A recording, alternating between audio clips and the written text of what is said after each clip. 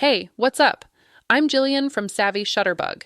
If you've ever completely blanked during a session and thought, wait, what the heck do I do with their hands again? Then this one's for you.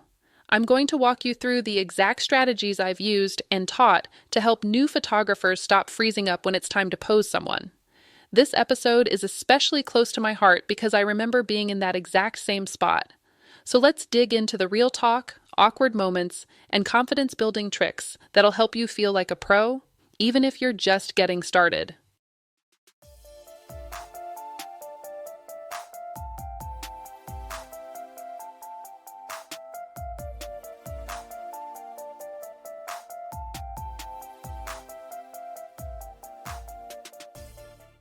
The first time I tried to pose someone for a portrait, my brain turned into mashed potatoes. I stared at my friend, camera in hand, suddenly wishing I had taken an improv class instead. Sound familiar? If posing people freaks you out, I promise you're not alone. I've spent 25 plus years behind the camera, and I still get a flutter in my stomach before every shoot, especially when I'm working with someone new. But here's my tried and true truth. You don't need to nail 100 Pinterest perfect poses. What you do need is a bit of prep, a dash of curiosity, and a game plan that feels like you. Let's be real. Posing nerves are totally normal, especially when you're just starting out in portrait photography. I remember my first ever creative win behind the camera. My little brother, a faded red towel tied around his neck, pretending to be a superhero in our backyard. Was it technically perfect? Not even close. But the energy, the laughter, the pure joy of that moment, that's what made the photo special. And honestly, that's what matters most in portrait photography. If you're new to this, you might feel like you need to memorize 100 photography posing tips before you even think about booking a client. But here's the thing. Research shows that building confidence is actually the most important skill you can develop. Clients don't expect you to be Annie Leibovitz. They just want to feel comfortable and look like themselves. So why put that pressure on yourself? Even seasoned pros get nervous before a session. Those jitters, they mean you care. Embrace them.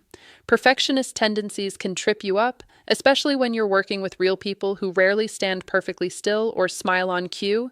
Instead of aiming for robotic perfection, focus on bringing confident, relaxed energy into your sessions. That's what helps people open up in front of the camera, and that's where the magic happens. When you feel yourself freezing up, pause and remember your first creative win. Let that memory remind you why you picked up the camera in the first place. If nerves still creep in, break the tension with a shared laugh or a quick story. Sometimes the best poses come from those unscripted moments when everyone forgets the camera is even there. At the end of the day, confidence and connection matter so much more than memorizing a million poses. Practice self-compassion, let your personality shine, and trust that your energy will guide your clients to natural, authentic portraits. No superhero cape required. Fundamentals you actually need: movement, connection, and the power of the triangle rule. If you're new to posing, it's easy to get stuck in your head, worrying about arms, hands, and whether you're doing it right. Here's the truth. Stiff arms equal stiff photos. What really matters is movement. Forget about those magazine perfect poses. The best images come from relaxed body language and genuine connection. Let's talk triangle rule posing. Picture your subject's joints: elbows, knees, hips. If you can visualize these points forming triangles, you'll instantly add more interest and balance to your photos. Research shows that the triangle rule creates dynamic, flattering compositions. Just thinking in triangles can help guide your subject into natural, engaging shapes. But it's not just about limbs. Body language posing is about capturing real interaction and emotion. If your subject is laughing or sharing a quiet moment, that's gold. Encourage movement, anything to avoid that frozen mannequin look. I love using pose families. Start seated, then standing, then add movement, like walking. It creates flow and gives you a variety of shots without overthinking every pose. Even pros rely on this approach. And yes, experienced photographers are always studying how bodies move. They watch posture, hand placement, how couples lean into each other. Practicing body language isn't just about looking good, it's about looking real. That's what makes your work stand out. We've all spent hours on Pinterest saving dreamy poses. The trick? Treat your inspiration board as a launch pad, not a script. Organize saved images by session type. That way, you've got a mini photography posing guide tailored to what you're shooting. Old school like me? Sketch stick figure versions of your faves in a notebook. It helps ideas stick. The point isn't to become an artist, it's about making the visuals your own. Don't copy poses exactly. Look for what feels genuine. A hand on a chin, a shoulder tilt, a relaxed laugh. Adapt those to your style and your subject. Understanding the why behind a pose is way more powerful than the how. Keep your board on your phone for mid-shoot refreshers, and don't forget to include props, locations, even color palettes. A tonal mood board can totally shift a session's vibe. Practice without pressure, friends, mirrors, and awkward out loud rehearsals. You don't need a fancy studio or paid gig to get better. Practice posing cues with friends, your mom, even your dog. Turn your living room into a studio. Try cues like tilt your chin or soften your hands. Use a mirror. Stand in front of it and try cues yourself. If they sound robotic, rewrite them. Narrate them out loud. Can you relax your shoulders? Try a gentle smile. Clients mirror your energy. If you feel awkward, they will too. Your body language matters too. When you demo a pose, notice how you're standing. Are you relaxed? Your clients will follow your lead. Yes, you'll laugh at yourself. That's great.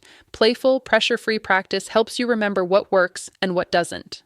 Test shoots. How trading places. With another photographer changed my game and could change yours. Test shoots. Docker's magic. Trade places with another photographer. One of you shoots while the other models, then swap. Practice, then review. It's game-changing. Jot down 5 poses to try. Keep it simple. Afterward, review together. You'll spot what worked and what didn't. Reflecting on this process boosts learning fast. Being in front of the camera shows you what clients feel. You'll start giving clearer, kinder cues. It's low pressure, high impact, and honestly, kind of fun. Mini pose flows. Your personal toolkit. No jumbo memory needed. Forget memorizing 100 poses. Create your mini pose flow, 5 to 7 that feel natural. Sitting, standing, interaction, movement. Start static, then add motion. Watch how they transition. Write your flow on a pocket card. Cues like, let's start seated. Now stand and look off to the side.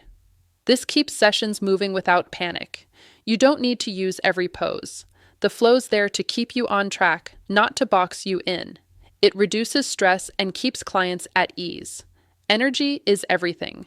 Positive feedback and the domino effect. Your energy matters. If you're relaxed and kind, clients will be too.